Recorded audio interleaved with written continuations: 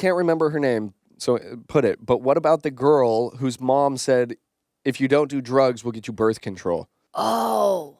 You can Who have was this? sex. Yeah. That was Raquel. Yeah, okay. What are your thoughts on that? Because How old was the person? The 16. 16, yeah. Because then I think, who is it, Sai? Or wait, someone says, I allow sex in my house if you're 16 or older, if it's with your partner. I kind of like it because... If you like if you don't do drugs? If you don't do drugs or alcohol, I will get you birth control. Because how it is they're either going to be... So you can either come home high as fuck. No, because this is how I look at it. You're either coming home high and pregnant is basically what you're going to drink and fuck anyway and just be drunk when you're fucking, or you're not going to do it. I'll get you birth control, and now you're in your sober mind picking who you want to fuck now. Do you get what I'm saying? Like, I think it was a really good, like, she's not drunk and just fucking. She's on birth control now and going, why would I fuck any of these guys? I think she just picks birth control and still drinks. And unless she's being randomly drug tested or like getting a hair follicle tested, how would her mom even know? Maybe I'm thinking she's a good person like you were. If mom asked you to do that, maybe I'm going down the wrong path. I was fucking and drinking. I think anytime staying at my boyfriend's house. As a daughter, that wasn't the right path, but yeah, I mean, I just think as a child, you're going to be fucking anyway. Might as well make it the best way. But that's why you just don't give them that. You say to them, I know that you're going to be drinking and there may be a temptation to do drugs. Let's talk about it. This is where you could potentially die or end up in rehab. Do it at your own risk. But I would prefer you not do it, but I can't control it. But at 16, she may know her daughter better than I know her, and maybe that was the best... Or think she does. My dad and mom thought they knew me, so I thought I wasn't having sex at 16. Are you joking? Yeah. They thought for sure. And my mom came to me at like 17 and said, if you ever want to talk about sex, let me know. Oh, honey, let me get this dick out of me and we'll talk. I'm like, babe, what do you mean, mom? No, but anytime you ever, especially, I don't know about the religion, if you raise someone religious like me and you're strict, anytime you start to put rules, it doesn't work. Like you said, La, it's the conversation more like versus don't do this and we'll give you this. Or let's just have a conversation. You can do this, but there are consequences and they're not great. But I have friends that had the conversations and they didn't turn out well either. But so I guess it's just... Let me tell you something. You and cannot... hopefully it comes out well. You cannot control people. There it is. Yeah. Kids come how they are. I can tell Ocean 450 times to do something, and if she doesn't, there is a consequence.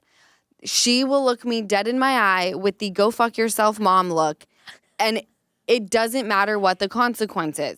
They come how they are. Yeah. So you have to do whatever you think is going to be the most protective to keep your kids safe, to make them feel safe around you. And you pray to God that you send them out into the world. They make good decisions. The mistakes they make, they learn from. That's really all you can do. I think you put the kid on the kid on the birth control no matter what. And then have the conversation and you say, if at any point in time you are fucked up beyond belief or you're planning to get fucked up, I will not ask questions. Let me know where you are and when I should pick you up, and I will be there. No questions asked. And that's on good parenting. Yes, I just want you safe. I love that. Also, and I love that being as well. said, but from her, I kind of like I don't know her daughter, but I didn't dislike the way she went about it. And Who knows if they had also- that talk multiple times and that's what it ended up. Yeah. You know? Right. But I didn't dislike the idea of it. Let me tell you something. I think you give your kid a retractable leash. And see how far they run. The moment they fuck up, they're terrified. Because that's what happened with me and Easton. Mm-hmm. We had no curfew. There were rules. They only stated them once. You fucked up, and it was terrifying.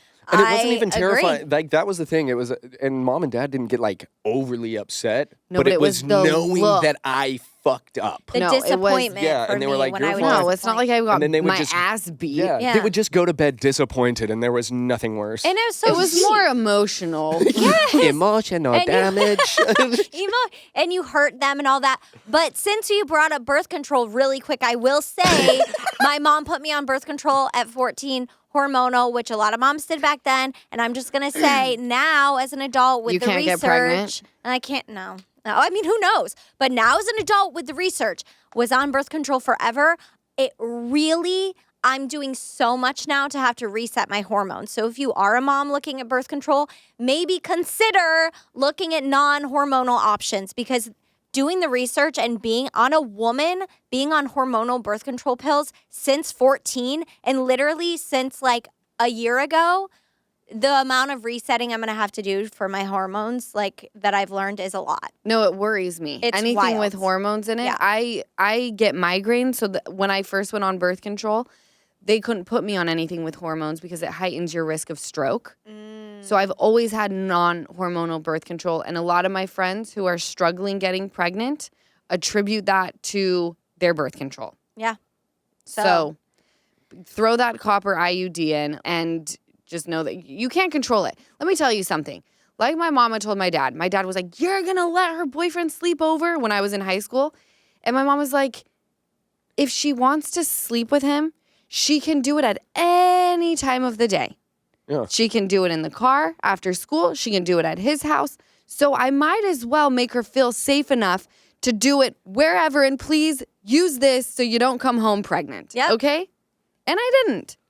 Because I got the Magnums at Costco where there were like 1,000 of them in there. Magnums. You know what I recently... And Mom bought them for me. The Magnums. And your mom knew that your boyfriend had a big dick. You know what I grabbed the boxes. She just paid for them. Do you know I recently learned the term size queen? Would you consider yourself a size queen? What does that mean? It means you're a girl who is really, some ladies like me, you could have an average size penis, below average. As long as you know how to work it, I'm good. In fact, if you're a little too big, I'm scared. Are you about you see a penis, and if it's like girthy and you're like, whoo, turns you on. You're like, I'm all about the size. And if you see one that's a little too small, you go, yucky.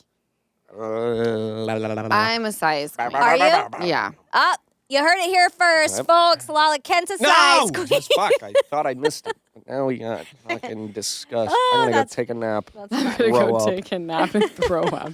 Fuck. Make sure you do it on your side. Would want you aspirating Throw up first. or whatever it's I called. think I'm going to strap myself down. Oh my God, it's getting weird. Thank you so much for watching another episode of the Give Them Lala podcast. Remember, like, comment, and subscribe. Did I get all three? I'm getting really good at that.